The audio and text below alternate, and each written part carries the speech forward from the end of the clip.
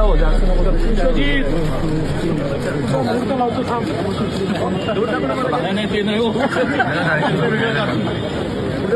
काही दिवसांपूर्वी देवेंद्र फडणवीस आणि विश्वजित कदमांचा हा व्हिडिओ जाम व्हायरल झाला होता। यात देवेंद्र फडणवीस विश्वजित कदमांना म्हणतात, विश्वजित तुझा मुहूर्त लावतो थांब।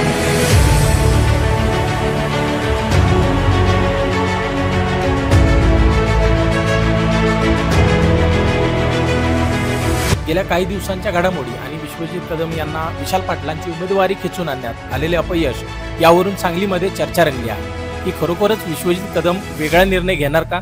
सांगली लोकसभा तसा काँग्रेसचा पारंपरिक बालेकिल्ला होता। 2014ला मोदी लाटेत संजय काका पाटील यांनी विशालदादांना धोबी पछाड देत संसदेत मुसंडी मारली होती। यानंतर 2019ला काँग्रेसने सांगली जागेवरची आपली दावेदारी सोडत मित्रपक्ष असलेल्या स्वाभिमानीला ही जागा सोडली होती आणि नाविलाजाने विशालदादांना स्वाभिमानीची बॅट हाती घ्यावी लागली होती। वंचितकडून गोपीशेठ उभा राहिले आणि संजय काकांच्या गळ्यात दुसऱ्यांदा खासदारकीची माळ पडली। आता 2024ला स्वाभिमानी महाविकास आघाडीमध्ये नाही आणि कोल्हापूरची शिवसेनेची जागा छत्रपती शाहू महाराजांसाठी शिवसेनेने सोडली। अर्थात महाराजांनी काँग्रेसचा हात हातात घेणं पसंत केलं म्हणून शिवसेनेला ती सोडावी लागली। मग कोल्हापूरच्या बदल्यात सांगलीची जागा सोडावी असा हट्ट शिवसेनेने धरला। अर्थात चंद्रहार पाटलांसारखा डबल महाराष्ट्र केसरी त्यांच्या हाती लागला होता, त्यामुळे त्यांनी हा हट्ट पुढे रेटून धरला।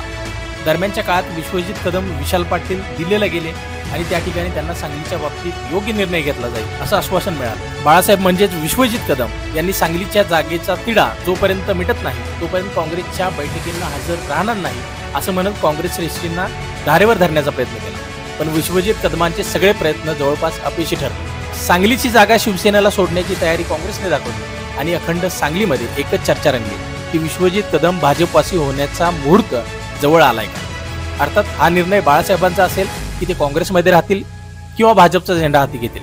तुम्हाला काय वाटतंय, बाळासाहेब काँग्रेसमध्ये राहतील की या अपयशामुळे भाजपचा झेंडा हातात घेतील?